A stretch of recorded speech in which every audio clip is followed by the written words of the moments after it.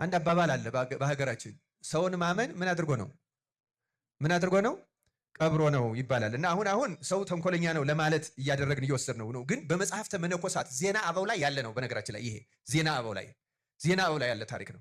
እና ዜና አበው ላይ ያለ ታሪኩን በጣም አስገራሚ ነው። ሰውን ማመን ቀብሮ ነው የሚባለው ለምንድን ነው? አንድ ጊዜ አንድ አረጋዊ አባት ገዳም የኖረ በንጽህና በድንግልና የኖረና ሰይጣንን ተዋግቶ ድል የነሳ አባት በእርጅናው ዘመን በጣም ጽኑ ደዌ በሽታ ያዘው። ጽኑ ደዌ በሽታ ይዘው በነገራችን ላይ በሽታ አንዳንድ በሽታ አንዳንድ አይደለም ብዙ በሽታ በጣም ሰውነታችን የሚያደክም ካልሆነ ታሞ መተኛት የዝሙት መንፈስን ራሱ ይቀሰቅሳል ይላሉ አበው።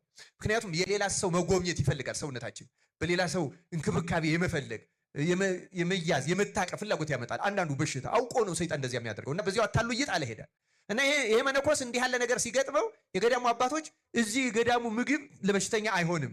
ታውቃላችሁ በእኛ በትልልቅ ገዳማት አሁን እንደ ዋልባ ባሉት እንደ ማህበረ ስላሴ በሌሎቹ ሞፈር ቤት የሚባል አለ። ሞፈር ቤት ማለት ምን ማለት ነው?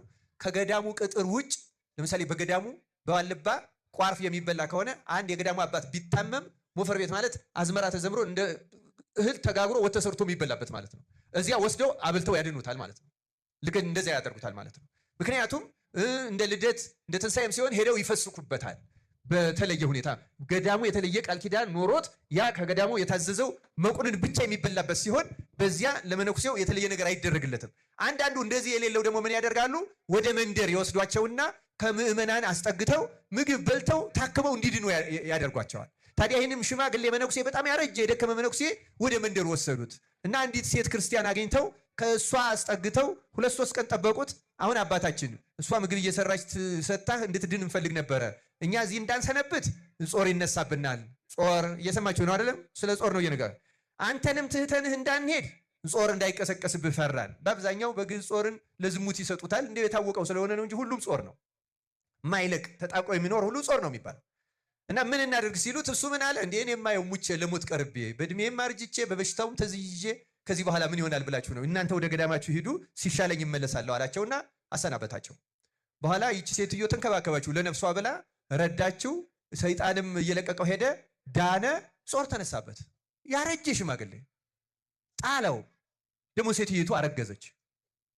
አዘነ። እውነተኛ ተነሳሂ ስለሆነ በድቀቱም አዘነ፣ በመረገዙም አዘነ። እስከምትወልድ ጠብቆ ልጁ ከተወለደ ክርስትና ከተነሳ በኋላ ልጁን ሽኮኮ ብሎ ወደ ገዳሙ ተመለሰ።